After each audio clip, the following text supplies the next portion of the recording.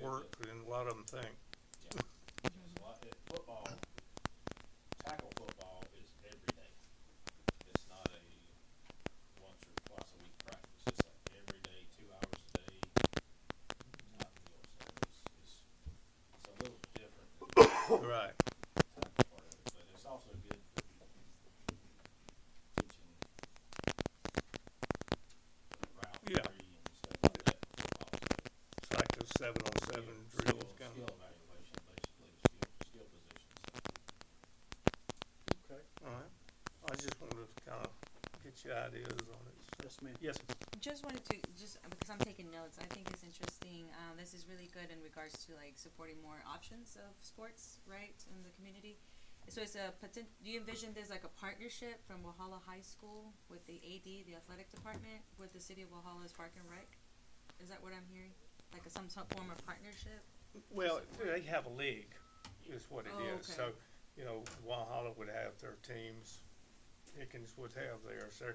and you play like a season, kind of like they Okay. do with baseball and football and so forth. So we would have our teams, so we wouldn't be united with anybody, I guess, unless, you know, we didn't have numbers for some reason, and say Westminster didn't have numbers. You know, I know when travel ball that happens, Right. you know, it'd be a little different with rec, but a travel ball, sometimes you get players from wherever, Okay. but this would be a little different. So essentially like a volleyball and a flag football option sports under the Park and Rec, right? In Yeah. essence, so that way we can get them signed up and do the other process. And then the Walhalla High School has offered their facility. Okay. The high school for volleyball and the middle school for fields and everything for the football. And, you know, and they're, you know, our gym is not made, if we got basketball and all going on anyway with one gym or two. I know the other school, the middle school, the old middle school had the holes to put the thing, I think they put them in when I was there for nets, but we use both gyms, you know, so having a facility would help that Right. part of it. But, you know, kind of depends on how many you get, Yeah. and then figure a lot of them's gonna quit anyway. And then factoring the age group too. Do you have an idea what age group they're looking for Yeah, well, for volleyball? they went from 17 down to 9. 17, Yeah, 14. volleyball's a little different. It goes 9, 11, 9U, 11U, I believe. I'm gonna say 13U, 13, I think. 15, and 17, Yeah. I believe. Yeah. That's the age groups. So, you know, and they've been doing this for a while, so they kind of build it up. We But just need to meet with them and see see what kind of them interest explain and, yeah. what they've got, their Yes. thoughts are. Yeah, I told them I'd like to come over and talk with them about it and just see, because it may not be anything that we can handle, but, you know, if it's something we can do, then, you know, I'd like to offer more for the kids, you know. Anything else y'all have, or? No, that's neat. I like that idea of exploring it more and seeing what can come out of it. You mentioned, I know in the past volleyball has been mentioned to be of support of a new sports for the city, right? For the community. Are you asking to see if there can be some feedback from the community to find out if this is some area of interest that we can post somewhere in our website, or what can we do to figure it out? Yeah, we're gonna have to. I was just sitting here making some notes. Okay. I would suggest our first point would be to either do a survey or have a listening session or something. That way we could gather, engage the community's reaction and their interest. I do share some of the concerns that Mr. Galbraith had about staffing and just coordinating, but that might be some further conversation we can have with the school or some of the other departments on how they implement new programs. I am a little concerned with the number of or how involved we are with our maintenance, and plus adding on additional sports. But that's something that we can look at and draw up a schedule and see how that fits in, and get with your staff and come up maybe with just a general plan on how it might look. Just pencil some things out on the calendar and see how many man hours, person hours that it would take to pull something off like that. Sure. But we, in the meantime, we could put together a survey and some get that, information. get some information from the community out there. Sounds good.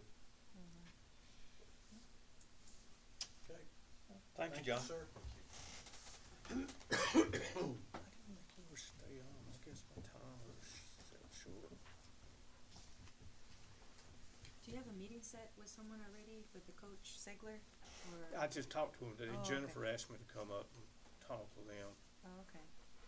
Your daughter tells you to come up there. You better listen, right? Right. Well, just keep me in the loop about the athletic department. I've heard, I don't know if I don't think I've met him. We'll love to meet the athletic department from Walhalla High School, is that right? Is it Walhalla High School, the Yeah. athletic department? Okay. Yeah. Okay, our next committee is, we're showing Public Works. That'd be Mr. Price.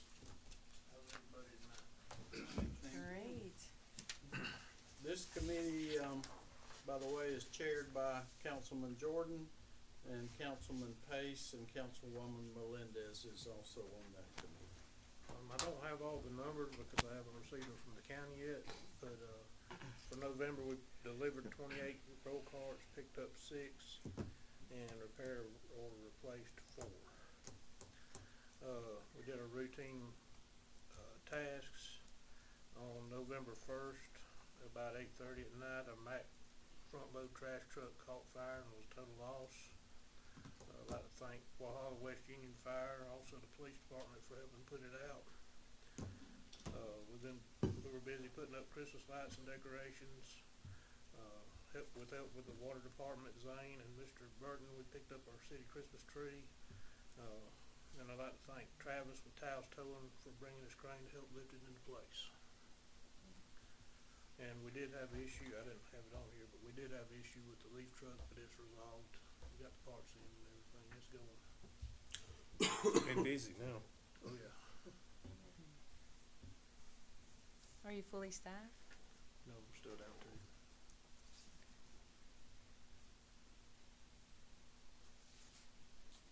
Are those like 2 full-time positions?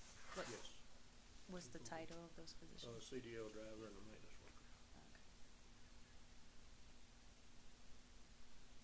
Well, you've done a good job. It looks nice uptown. Does. The parade went lovely, and I know you had a huge input in that, and I just want to commend you and your guys, all of them, Thank you. that it looks really nice. They put a lot of effort into it. I had a lot of compliments over the weekend. Good. Mm-hmm. Appreciate it. I had the honor to meet your guys on the job site by just eating lunch and just stopping by, and they were just now putting the decorations, so it was really Oh, nice. great. Yeah. So it actually worked out really great when I reached out to you, Yes. and I was like, they're planning when they can. I was like, okay, and I happened to be right there starting the decoration, so Great. really great.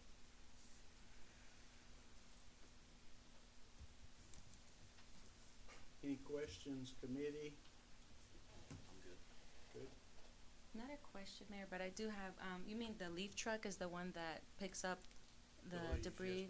ma'am. Oh, I did hear some neighbors down on Crenshaw Street saying that their leaves or something in regards to that, but it could have been, this was about 2 weeks ago. Oh, they should be, they've Yeah. already got those. back. Okay, down on Crenshaw and Kiwi. Yeah, everything, they're over on this side of the south side of town now. Okay. so, Thank you. Yeah, they're moving on good. Yeah. Anybody else? Good? Good. Thank you, sir. Russ. Thank you, guys. Thanks, Russ. All right, our next committee will be police. Chief Rice. This committee is chaired by Councilman Underwood, who is not here. Councilman Woodward and Councilman Keene are also part of that committee, so we have a quorum. Happy Tuesday, everybody. Yes, sir. Yes. November events, we'll jump right in. I attended an accreditation training in Columbia last week, working on getting started on that. It's a after going to that, learned that's gonna be quite a heavy undertaking, but, gonna get going on that and hope to finish that up, as quickly as we can. Officer Shed completed an A-RIDE, Advanced Roadside Impaired Driving, certification in Columbia. We did our first 9 weeks Caught Being Good program at Walla Middle School, which is where, this time 7 children were recognized for going above and beyond, doing something out of the normal. We go out, this time we took, I believe 7 or 8 officers went. We took one of our K9s. We provide lunch for the kids and have a little bit of special time with them and give them an award and some goodie bags just to recognize them for going above and beyond. So it's a fun program for us. The kids love that. So we do, each 9 weeks we will do a separate group of kids for that. So we just got started with it.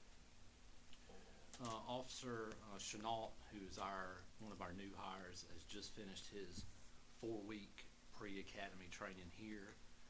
We signed him up today to go down to Columbia. He'll start next Wednesday with his getting going on his regular academy training. So hopefully we'll have him back soon. Last on the things that we completed, I guess we completed this, is we had blew a motor up in one of our cars. So that one, I guess, is finished up. So we brought it over to be surplused out now. So trying to find a solution on it. It was unfortunate. It was our extra K9 car. We're short there, so I'm trying to work out something now to get that equipment moved into a different vehicle so we have a backup in case we need it. Currently we don't have one. Upcoming this month, Corporal McCall will be going down for a crisis and hostage negotiation certification course. I believe that's the middle part of next week. He'll go for that. Corporal Jurdy will be guest instructing at the academy, and he's also going over later this week to do a taser instructor certification course over at the sheriff's office. We had 189 hours of training in November. Our overtime for the month of November is 28 hours. 18 hours of that was for shift coverage, 10 hours was for court. Our previous month for overtime was 71 hours, so we were down quite a bit from that. Moving on to our November stats for the month end, we had 1,167 total calls for service, 272 traffic stops, and 16 traffic collisions. We had 82 total reports filed. Of those, 71 were incident reports, 11 were collision reports. We had no pursuits and no use of force or response to resistance reports. Citations issued total 291. 198 of those were warnings, 81 were traffic-related tickets, and 12 non-traffic related. For the month of November, we had 29 adult arrests and 1 juvenile referral, giving us a total of 30. And we had 390 extra patrols and business checks for the month.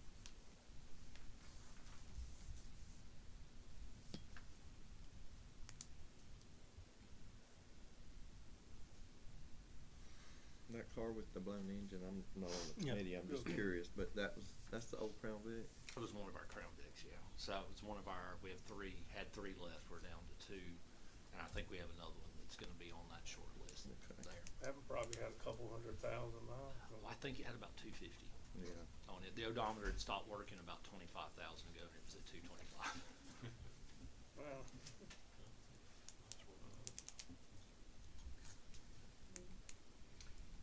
I have a question, just out of curiosity. Let's see, let me find it here.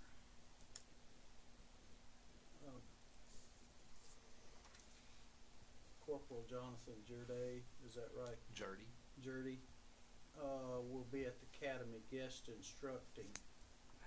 How do you handle that as far as filling in his position when that goes on? We were fortunate that we were able this budget year to add a couple of officers to our roster, new positions. The goal would be there is to have the 3 people on the shift in the event that he or another officer is out of town. We have to pull, in the past we've had to pull from another shift to cover that, so it's overtime for someone. That's usually down at the bottom, like in November's where it says 18 hours of shift coverage.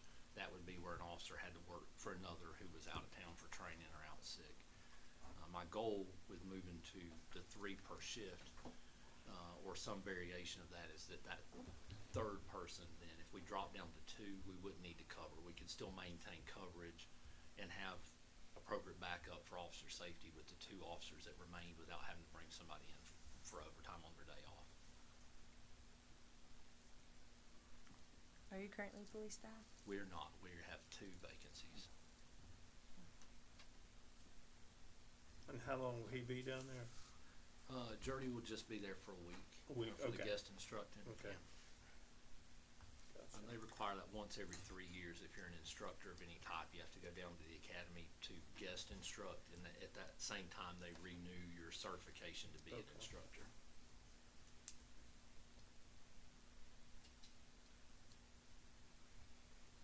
On the taser instruction, who does that? Do we do that, or do we, sheriff's department, or? In the What's that? past, sometimes we've had our own instructor, and sometimes we don't. If we don't, we get someone from the sheriff's office or another department to do our folks for us. Okay. In this particular case, someone from Taser from Axon will be on site at the sheriff's office. They're hosting a class. There'll be officers from many different agencies will come in and do this training. Once he's certified, he will be able to do all that stuff in-house for us, so we don't have to look for an outside source. Do they still get tased? They do. That deterred me from wanting to be an Uh, instructor. Yeah, well, every officer gets tased as well. Yeah, So if yeah. they're carrying it, they've been tased. If you're an instructor, you get tased again.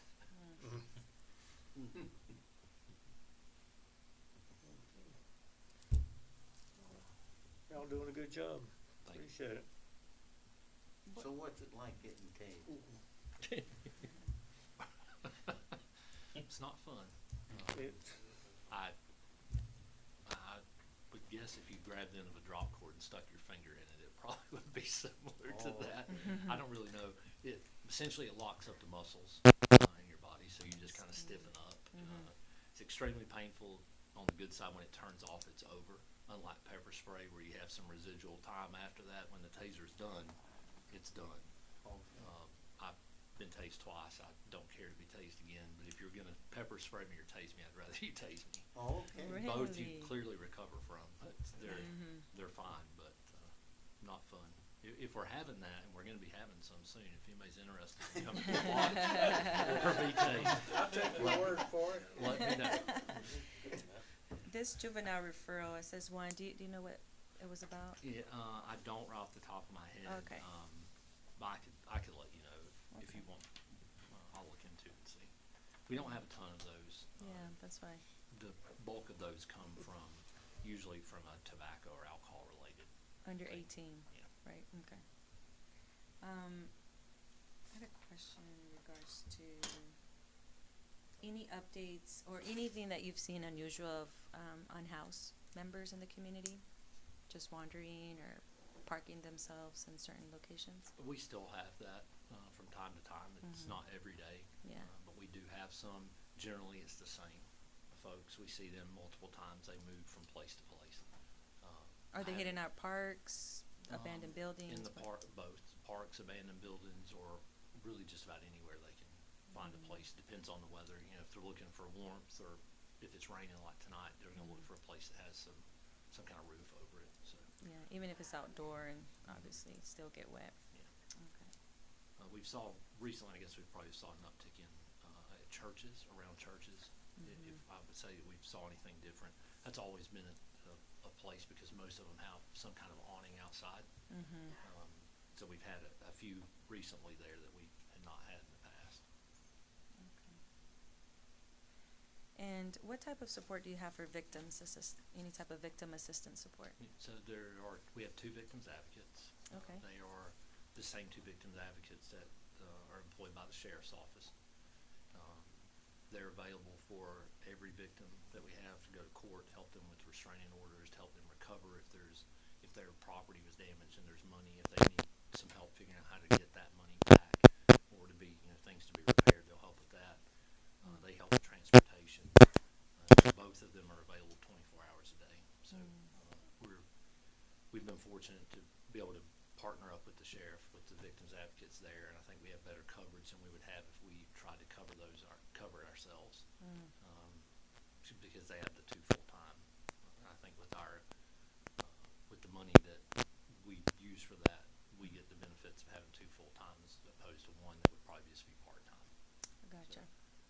I feel like both of them do a very good job. They've been doing it for a long time now, so I think we're good there.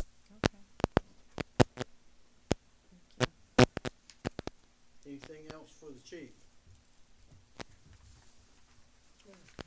Thank you. Thanks, Thank sir. you.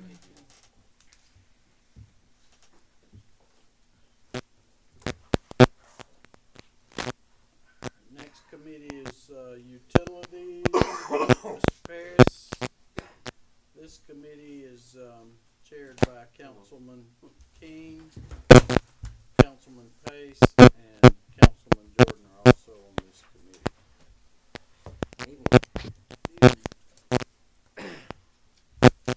Not a whole lot. I don't have the usual numbers yet. Working on getting those from the system. We had a few hiccups in the billing system, but we've made a lot of progress on our backlog on taps.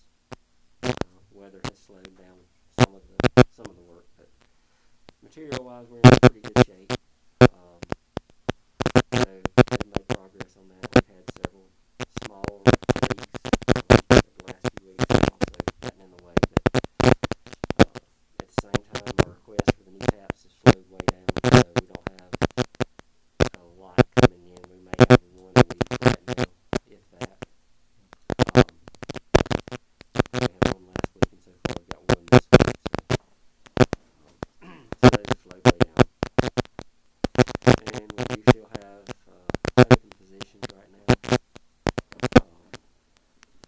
We've not had any viable applicants in months on any of these jobs, and by that I mean folks that would be willing to do the work we ask for what we pay.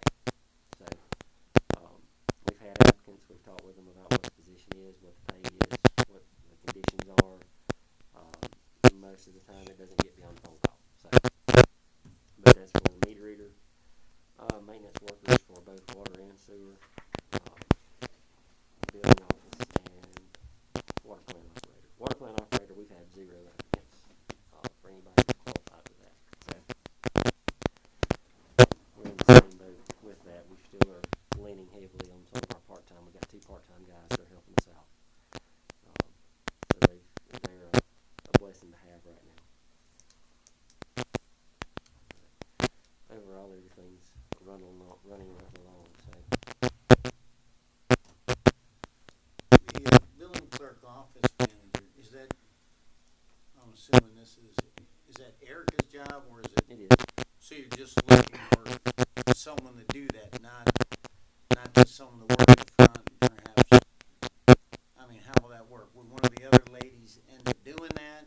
I mean, that's a possibility, but we're just starting the process right You're now. just looking for We're looking to see what. that specific job? Yes. Okay. Yes. Okay.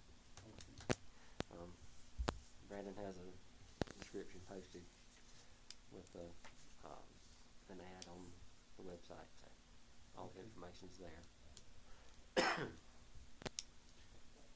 And then, Scott, as far as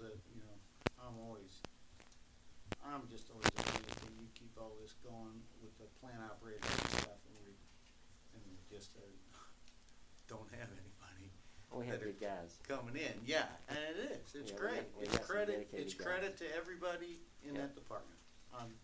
But I'm just thinking, how long do you run it at this capacity before something happens? You know, Well, I mean, and I understand. what if we had a program, you know, at the vocational school? Is there such a program that's out there that you can? Some, not in the vocational level, but some of the technical schools have those. But I think Tri-County had one years ago, but they stopped it because there was no interest in it.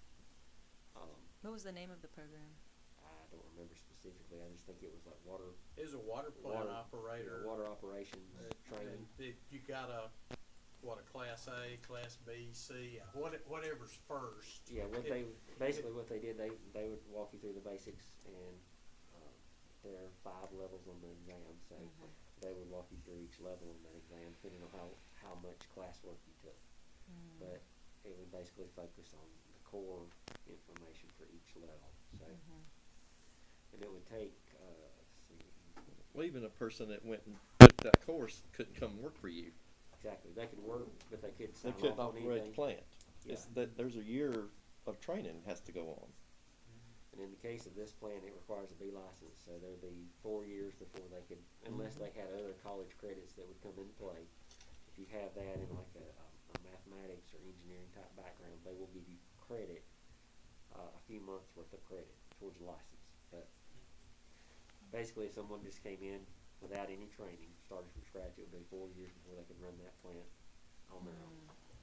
Now, the person most likely would have the ability to do it, but they just wouldn't have a license for it because, you know, once you're there for a few months, you get the feel for the plant. It's not a difficult operation once you learn the process, but you just wouldn't have that piece of paper saying you're certified to do so.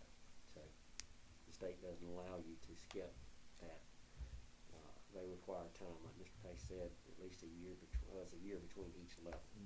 You can take all of the tests. They will allow you to take the tests fairly soon, but you can't actually get your license until the time is passed. You have to apply for each individual license, even though you've got a certificate saying you passed the test. So you can pass the knowledge part, but you just have to have the experience part. It's both of them you have to have. There's people hold our health in their hands. You know, it's pretty critical job.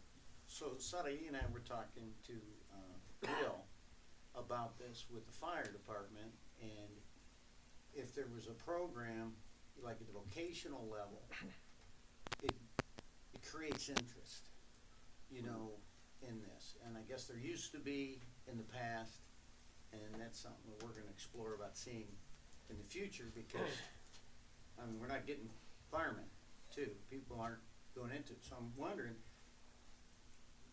you know, maybe as just a way, I'm just wanting to know what you think about this. What about just a way of have you ever heard of a program like this, or could a program like this be created in high school, in vocational school? I know they're not going to get licensed, but it gets them maybe in the plant and get excited about that. Here's the first step is obtaining a trainee certificate, and I think I have to check the requirements, but I think you have to have a high school diploma or GED prior to applying for a trainee permit. So I think it would have to be something after high school. I have to verify that, but I think You're right. I think it's the age. Also, I think you have to be at least 18, and you have to have a GED or a diploma. Yeah. Okay. So if it wasn't for that requirement, I would say let them sign up for a trainee permit, and then that would actually start the clock ticking for their experience. So even if they didn't do anything with it for a couple of years, that would put them 2 years ahead as long as they maintain that trainee certificate. But yeah, I think the issue with the high school level would be the age and the diploma. Okay. Scott, is the type of training that you have to be a water plant operator, is that similar in a lot of ways to what you have to take to be a sewer plant operator as well? It is, but the sewer plant is a lot more chemistry. There's a lot. It gets a little bit deeper, and it's more intimidating to some folks. But if someone has a sewer license, I don't think they'd have a problem getting a water license. Right. But there's no reciprocity that I'm aware of to take experience on the sewer side over to the water side. 'Cause it's two separate. It's two separate divisions. A lot of folks that have a water license also have a sewer license, and they'll also have a distribution license, which is something else that's required. Right now, we've got 3 of us have distribution licenses. That's something that was introduced probably 15 years ago. There's not a lot of emphasis on it, but DHEC does require us to have licensed distribution system operators. So we've got that part covered. And it's simpler. The licensed operator in that case doesn't have to be on site for everything going on. They just have to be aware of what's happening and be available. That's not the case with water treatment. Trainees would have to have, even though they could operate the plant, run the plant, know the process, the tests, the procedures, a licensee of proper grade would have to be on the property. So they could not be left alone without that person within on the property. It can't be by phone or anything like that either. So they're particular about that for water treatment. So, just to clarify what we've heard from conversation here, if Tri-County Tech had a course to get that person qualified in the beginning course, whether it's A, B, C, D, whatever it is, he would have to work under a licensed operator for a year Correct. before he could move to the next level. Correct. They could go ahead and take you start out at an E level. Now, it used to be D, but they've added another level. So you'd start out at an E. After you've had your trainee permit, I think for 6 months, you can then get your E license. And then 6 months after that, you can get your D, and then it's a year between grades after that. So, If to, they had that program, here's my question, and somebody passed and got category E, would you have an opening for that person? Could you work him? He's still not gonna be the operator that you need, is he? no, I mean, it's somebody that we can make use of at the plant because there's maintenance and things that goes on there, and that's part of the learning process also. But they would, if they are on site and working with our guys on site, then we can sign off to verify their experience with the LLR as they progress. And if we went down that road, I would recommend that we have some sort of paperwork between us and the trainee that states, once you reach this level, you'll stay for a certain amount. Because we will have a lot of investment in that person by the time they get to that point. That has been an issue in the past. We train folks that get licensed, they're here for about 6 months, they get hired here, $2 more an hour, and they're gone. So, we were the training ground for several years. And then we would be starting from scratch again with another trainee. Well, to hire an E operator is, if it's passed that test, that's not gonna fix your problem, basically. It won't fix our problem. It would give us, hopefully, if they stay and we're able to complete it, which typically I would want to have it set up also where if we felt like this wasn't working, then we would be able to cut ties and move on to the next person. Because we wouldn't want to be committed to somebody that doesn't have that same commitment to us or interest in the position. That's what I thought. Honestly, if we had somebody on shift, the shifts that our guys are working right now are actually pretty good shifts. I mean, they're on 7 days, off 7 days. It's a good arrangement. Yes, the 7-day stretch that they're working is long, but then you're off for 7 days and you get a week every other week. So I mean, there's a lot of folks that I would think would really enjoy that. No, is that a arrangement by your invention? Yes, that's something Tim and I put together when we went to this plant. We tested it out at the old plant, but it has actually worked out pretty well. Yeah. It gives the guys flexibility to do things. Some of them have side jobs, some of them don't, but Right. it works out well Okay. with their rotation. And does that make it easier getting the part-timers from other plants too? Is that It right? does. It does. Okay. They typically fill in on weekends, the part-timers do. They'll help fill in there. Okay? One last question, if I may. Yes. With your connections with the Municipal Association of South Carolina and all the resources that you probably have access to, have you been seeing this type of issue happen statewide to Yes. other? Like what we were talking about, the employments and the lack of not having the credentials and all that? Yes. Just if you have interest, look at South Carolina Rural Water Association. It's scrwa.org, I believe is their website. But they have a tab for employment. Every time I've been on there, I mean, it's just ad after ad after ad for maintenance workers, for water plant operators, for distribution system operators. We've had ads on there in the past, and it gets lost, I'll be honest, because there's just so many on there. And what's happening is just folks are retiring, and you don't have many folks getting into it. Or interest of this background, right? It Exactly. sounds like Exactly. we have some. Scott, what was that? South Carolina? Rural water, Okay.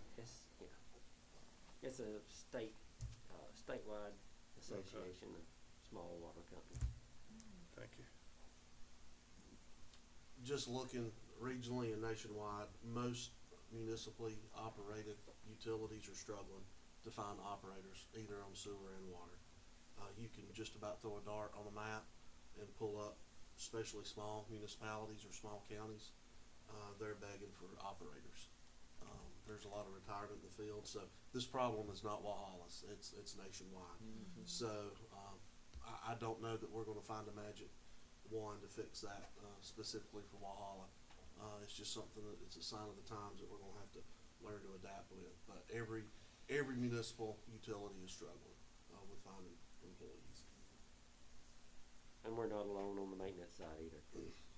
Our folks at Seneca, Westminster, they're all struggling to find anybody to help, so, just for their maintenance crews and wherever they're needed, so. I do have another question about that. Okay.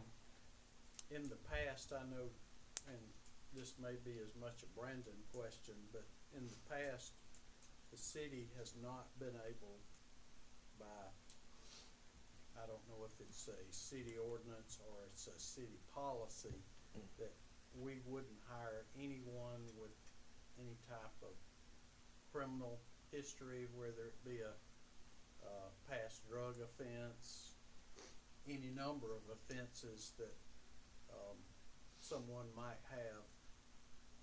Is that something that we may want to look at for some of these maintenance jobs? I believe that the question is just, you have to make sure that they're insurable by our insurance carrier. You know, that they may have a record, or that might, you know, I know people change over time, but that'd just be a question for our insurance carrier to make sure, that they're insurable. And there's a lot of job applications that you see out there now that, you know, must, you know, even if you do have a criminal record, that might be okay, you just need to still make sure you're insurable by the entity, so. That might be something that we could possibly check on, that someone that's made themselves good, that in the past we haven't been able to employ, that maybe for some of these jobs especially, Yeah. we may want to look at changing that policy.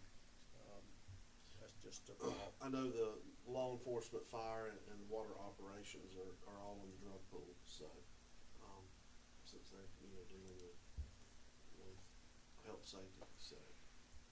But some of the other instances, we may be able to look at that. Okay, anything else for Mr. Parris? What about the bridge crossing there at 183? Does that hit another dead end? Well, it's a material issue right now, so things are starting to open up some on that, so. Last I heard, they're saying probably in the May timeframe for materials, so. But with everything slowing down, we've got some material for this Highway 11 project because one of the vendors' projects was canceled that this was ordered for originally, so that may be an opportunity with some of this too. I've just told them to keep us in mind and let us know what comes up, so. But you got all the permits finally, didn't Permits you? are all done. Yeah. Yeah. Okay. Yeah, about the time the permits rolled around is when the materials went. Okay. So, I hope the stars align and we can get it out there. Yeah. That's been a long It has. process. It has. And we've got folks out there that have asked about taps, and I told them we're doing everything we can right now to get that out there too. Yeah. So, All right. Appreciate it. thank you. Thank you, sir. Scott. Thank you. Have a good evening.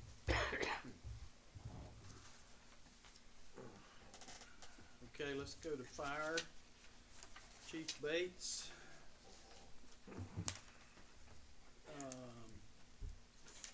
This committee is chaired by Councilwoman Melendez. Councilman Underwood and Jordan are also on that committee. Good evening. For the month of November, we responded to 142 calls for service. 63 were fire calls and 79 were medical or rescue calls. During the month, we were on multiple calls 22% of the time. We provided 27 instances of mutual aid. 60 calls were inside the city and 55 calls were either in the unincorporated area or another district. Our average on scene time was 33 minutes. Both career and volunteer staff spent 218 hours on incidents. Ran 12 fires, 79 rescue and EMS calls, 2 hazardous conditions, 15 service calls, 24 good intent calls, 10 false alarm or false calls. Staff, both career and volunteer, trained for a total of 228 hours during the month. We're in the process of hiring for our last open position now. Once we fill that position, we'll be fully staffed with three-person shifts. 3 staff members that were taking their EMT class all graduated and passed their EMT class. All 3 of them actually passed their national practical skills examination today, and they're getting ready to test for their national written examination later this month or in January.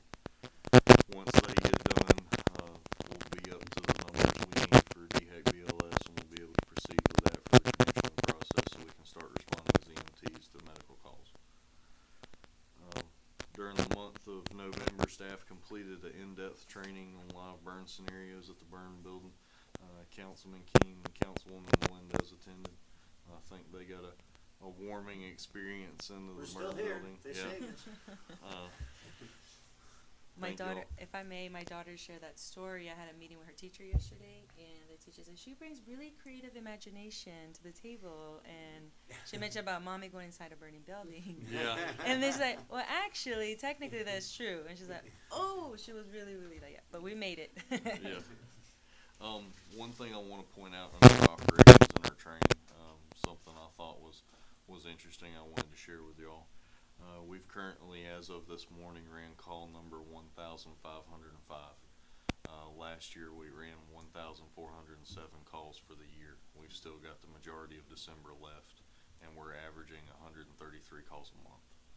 So we'll break 1,600 calls this year, which is almost 200 calls more than what we ran last year. Hopefully that's not a trend that will continue, but if it does, it's something that will get us into hot water fairly quickly.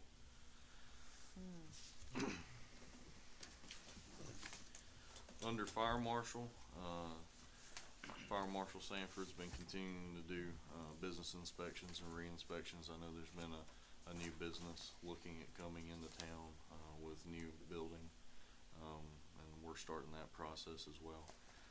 Staff completed a countywide fundraising event for Shop with a Hero. If you're not familiar, Shop with a Hero is being able to provide Christmas or items that children or less fortunate need. That way they ensure they have a Christmas. Our staff that so far has raised the most funding than one day for that event, so kind of looking forward to helping with that later on this month in December, being able to help give back to the community. We completed 31 business inspections, 19 pre-plans, 4 rental inspections, and 1 smoke alarm installation. Several grants have been submitted, still waiting to hear back. Right now I have 4 grants out for submittal, and hopefully waiting for the awards somewhere around the first of the year later this month. So hopefully we'll hear something next month. And then with pending lower temperatures, be mindful of black ice and deteriorating road conditions, especially early morning. Dew causes black ice, especially school traffic. That can be very bad very quickly, so just keep an eye. Other than that, do you have any questions for me? I Appreciate all y'all do. Yes, sir. Thank you. I do. In regards to your smoke alarm installations, how's it going with American Red Cross? Are they been We're providing- still a partner with them. We've been a partner with them, I think, going on 4 years. They continue to provide us with smoke alarms. There was a time last year where they didn't know if they was going to continue to be able to provide those due with the fluctuating economy and being able to, very hard to get materials. But so far we've received several shipments from them, and we're continuing that. Okay. And is that smoke alarm installation something that, when you say it's one, a community member asked for it at the fire department, you Yes, ma'am. called it in, Yes, ma'am. and then you do the So assessment? a lot of our smoke alarm installations come from one of 2 ways. Either members of the community stop by the fire department or call in asking for a smoke alarm, and we'll go out and install those. That's something we like to do is be the ones to actually install them. That way we can make sure they're in the right place and they actually get put up instead of sitting on a shelf and forgot about. Another way is when we're running our calls, medical calls, fire calls, we're inside these people's homes. We go ahead and take that opportunity. If we don't see one, I notice you don't have a smoke alarm. Do you mind if we come back in an hour and install one? And that's a way we've using the 1,500 calls a year to get out and some Yeah. inside people's homes, which is a hard thing to do, and be able to help install those smoke alarms. Right. Okay. And the other question I have is in regards to CPR classes. Okay. Are your firefighters trained, and how does that process look like? So our firefighters are required as part of their job descriptions to be certified as CPR, first aid, and that also comes in with EMT. It's not a very good idea to have an EMT that can't perform CPR, so they have to have that training initially. Okay. They start with CPR. A lot of them went from there to get their EMR, which is emergency medical responder, which is what we're qualified to right now currently to respond with, and we're advancing to a higher credential to be able to perform EMT levels in the field, which means we can provide nitro, albuterol, be able to help with diabetic emergencies, and we can actually start providing some medications before EMS gets on scene. Okay. So it sounds like it's included in that CPR training. Yes, ma'am. So You can't do almost anything medically certified without having CPR initially. That's normally your first building block. Has the fire department ever, and historically maybe my colleagues would know too, like provided any partnership with another entity to have the space to provide CPR for the community, CPR class training for the community? Normally, no, Okay. because of funding. CPR classes normally run anywhere between $200 to $500 a class, depending on the size of the students and the instructor. And no one's been willing in the past to be able to provide that money. If we do, it cuts into training money that we wouldn't be able to provide to our staff. So churches do a lot of CPR classes. I know there's some other organizations in the community, but that's not something we've looked at providing. Also, there's one other reason we haven't looked at providing that is because normally if you provide somebody with CPR, they don't really remember to call 911. They try to fix it themselves, which isn't something we want happening. We'd rather you go ahead and call 911 and let us go ahead and be on the way, Right. because that go ahead and starts that process instead of starting CPR, not calling 911, then you have to either stop, which is a hard thing to ask somebody to do, to call 911 when they've already started something, to be able to stop that and call 911.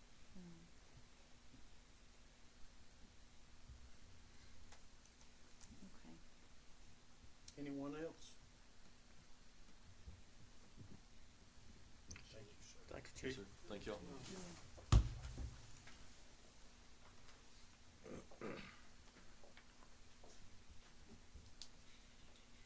All right.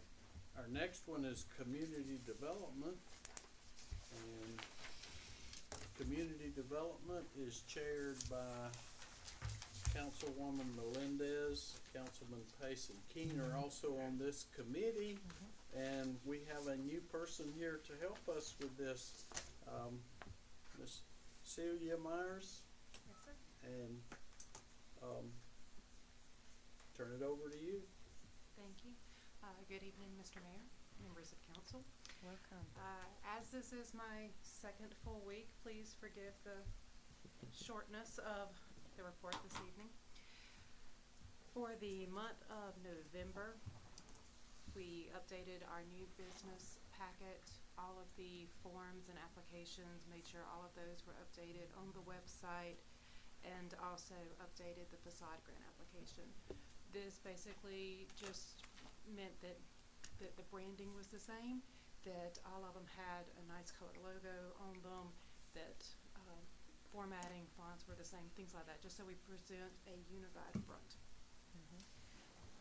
Regarding our ordinances, we did review the zoning and subdivision ordinances, make sure that all of the amendments over the last couple of years have been included into those updates, and then reviewing the vacant building ordinance proposal as well as the historical ordinance draft. The community development team did meet with two potential new businesses. Both are along Main Street, and we met with one potential subdivision along Catherine and South Wesley. That is only going to be 5, so it'll be under the preliminary. It won't have to go through the planning commission, but we still wanted to go ahead and meet with them and make sure they were aware of the process. We had 3 businesses complete their new business packet, including receiving their business license. So they have either opened or they are ready to open, and all 3 of those are also on Main Street. Our office did look into 2 inquiries for potential code and noise ordinance violations. Those have been handled. And then we did process 13 permits this month, 6 of which are zoning, 2 preliminary subdivision, 3 sign, 1 fence, and 1 demolition permit. Told you it was a short report, so that's all I've got, but I'm happy to That's a answer any lot. questions, and if I don't know, I'll find it and get back to you. Well, we're glad to have you and glad to see you hit the ground running and Appreciate it. look forward to everything you're gonna bring to the table for the city and the community as well. If you need us for anything, just, feel free, ask Keith. Yeah. Yeah, we just want to extend a warm welcome, and Brandon has spoke extremely highly of you, so we expect that you to fill those recommendations. I will do my best. I've been going back, spending a little time on our zoning ordinance. And I didn't bring it with me, but I'm looking at that, and you mentioned the potential, drafts that we've looked at on vacant buildings and those things there. And I'm directing this more to council than I am to you, see, but, all of you need to make yourself aware of those zoning ordinances. There's some things on there that, I think there's some things we need to take care of. There's some house cleaning there. There's some items that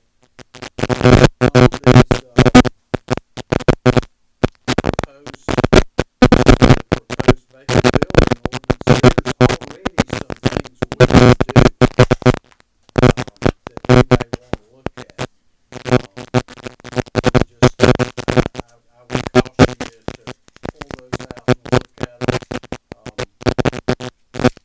I just think we're gonna need to kind of clean up some of our own stuff before we get too deep in another ordinance. I'm not against it, because there's a need there, but there's things we can do with the ordinance we have now. I'm also, I'll go ahead and tell you that I've been talking to some of the council members, and one of my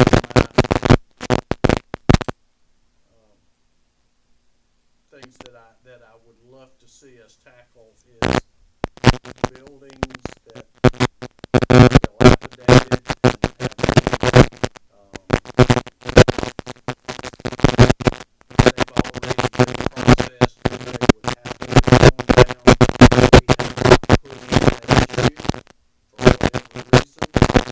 And we also, you guys know just look when you ride around town, we have a huge number of untagged vehicles that are sitting in yards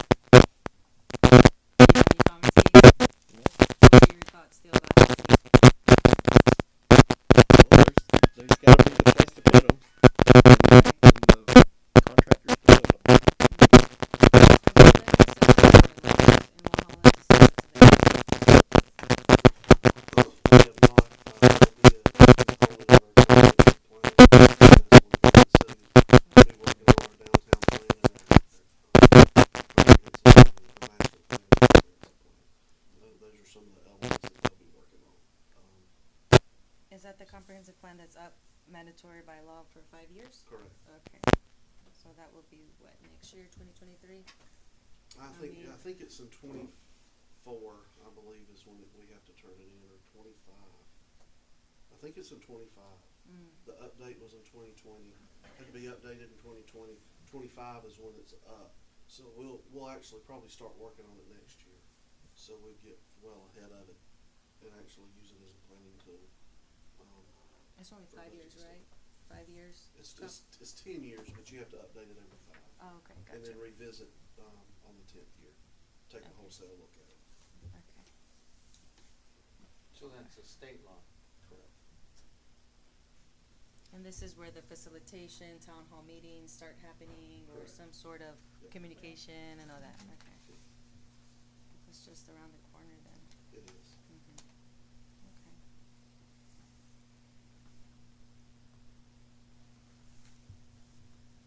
Okay. Okay. Thank you very much. Thank you.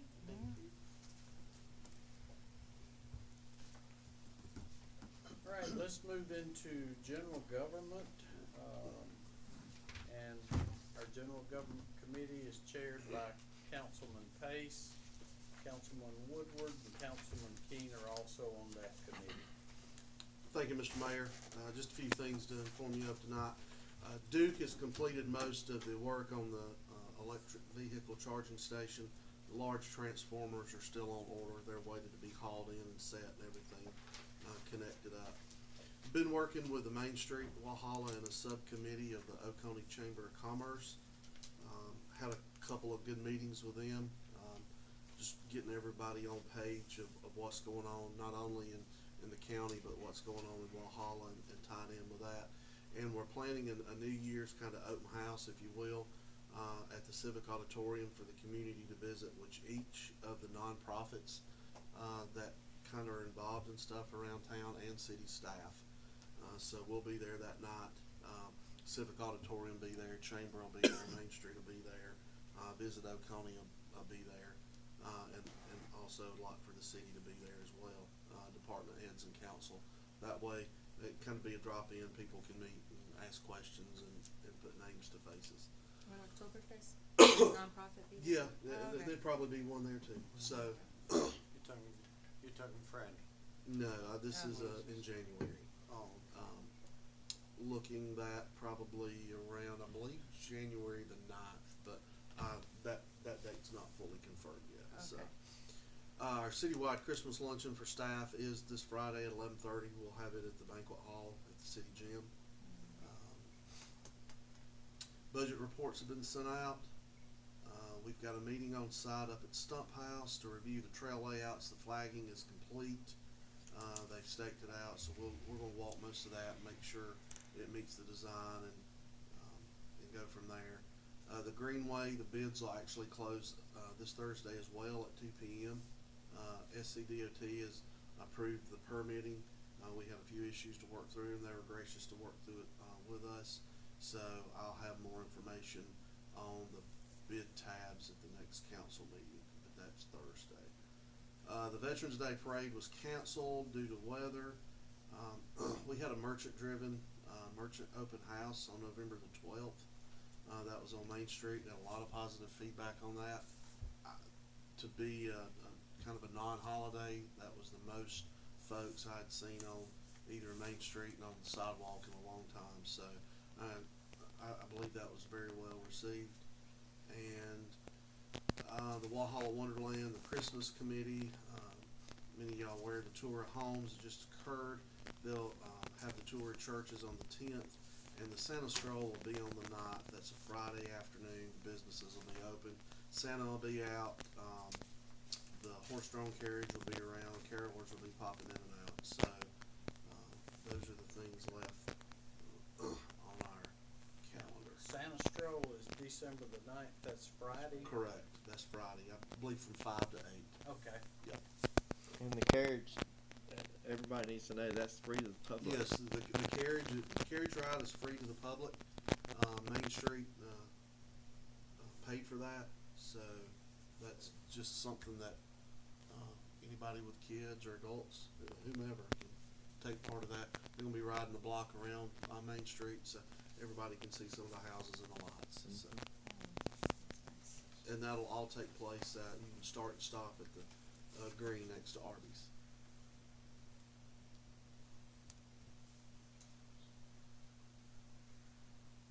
The carolers, is that the same ones from the Christmas parade, or is this? I think this might be a different group. Okay. I'm not exactly sure on that. I'd have to ask Nancy or Tina. Okay.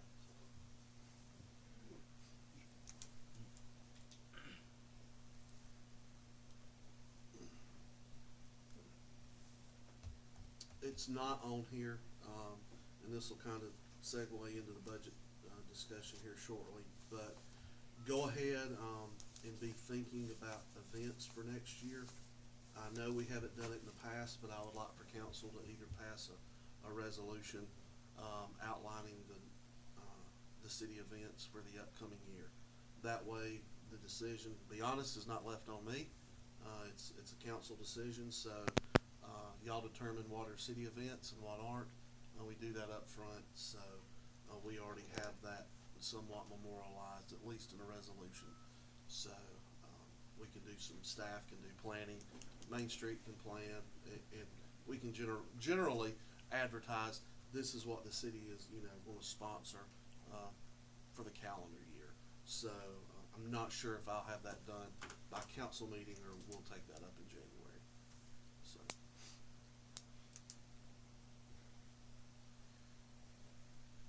And that's all I have. Questions?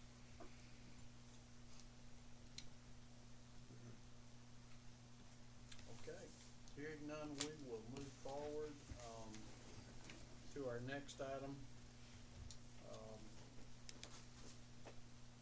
And we've got discussion of an ordinance to amend fiscal year 2023 budget. You wanna give us a brief rundown on that? Yes, sir. This is just budget amendment number 1 for the 2023 fiscal year. We had some revenues that come in through the police department that we did not account for, unaware of in the budget preparation. And basically, when one officer leaves the agency and goes to another, if there's any amount of time, they have to be, quote, bought out. So we did have an officer leave, and then the money came in after July. So we just have to add that back to the ordinance, or back to the budget. That was $12,000. So our revenue will increase by $12,000, and our expenditures will increase by $12,000.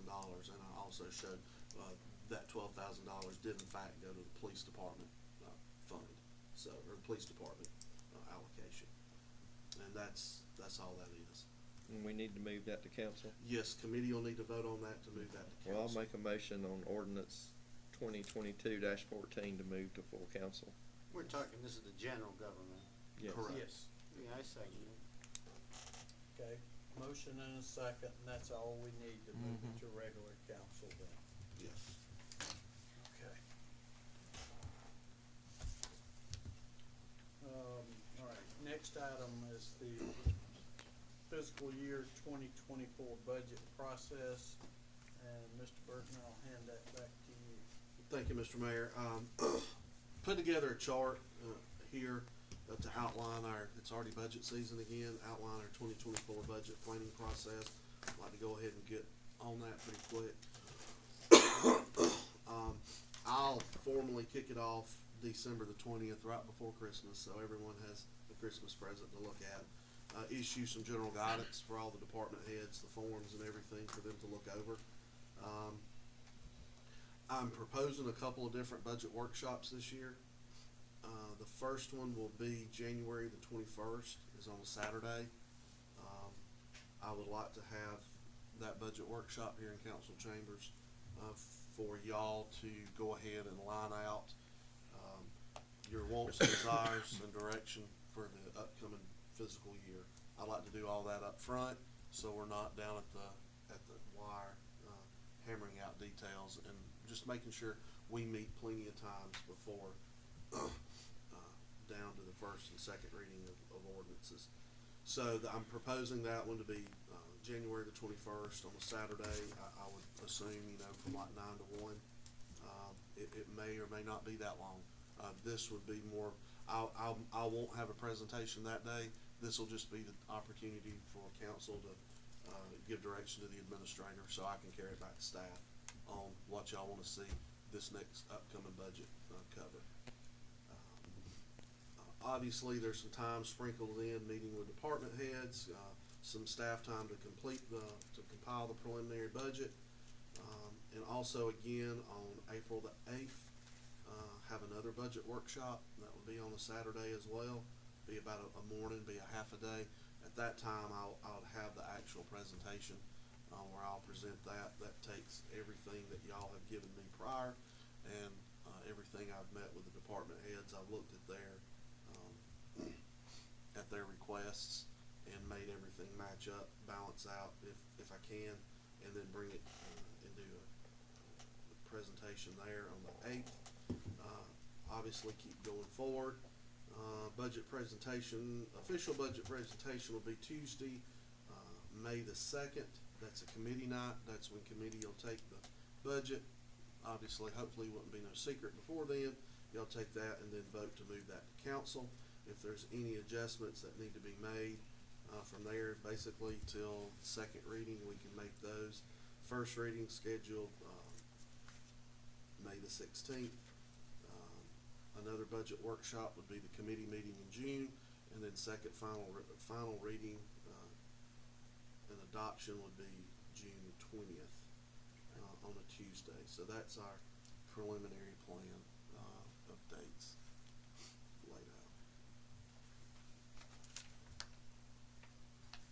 Looks good. Mm-hmm. Any questions?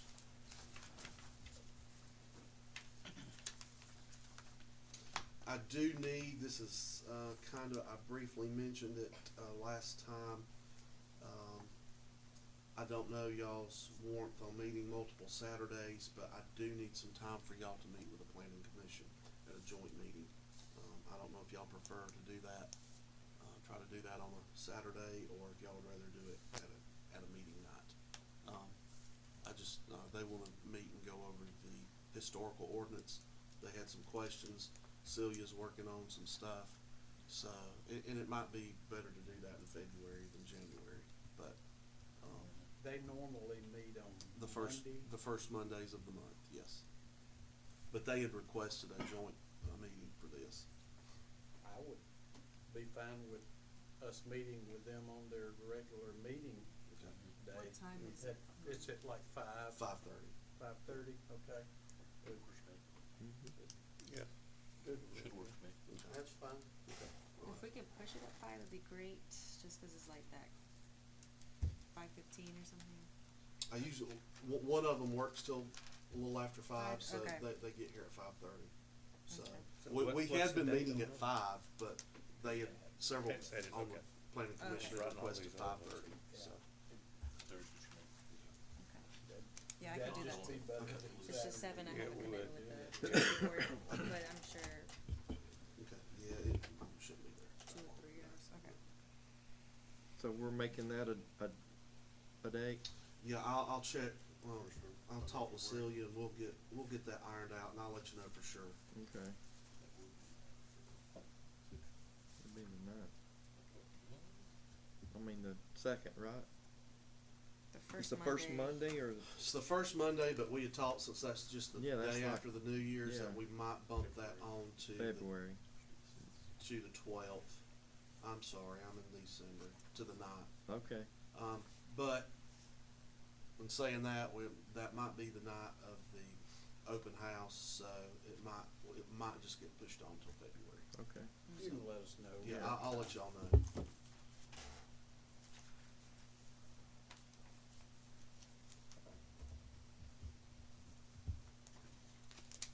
And that's all I have. Okay, are we gonna need to have an executive Yes, session? yes, just briefly. Alright, we've got, and we have it on our agenda, a discussion of an economic development project, so, Make a motion, we go into executive executive session. Yes, sir. Second. Motion and second, all in favor? Aye. Aye. Appreciate y'all coming. Take care.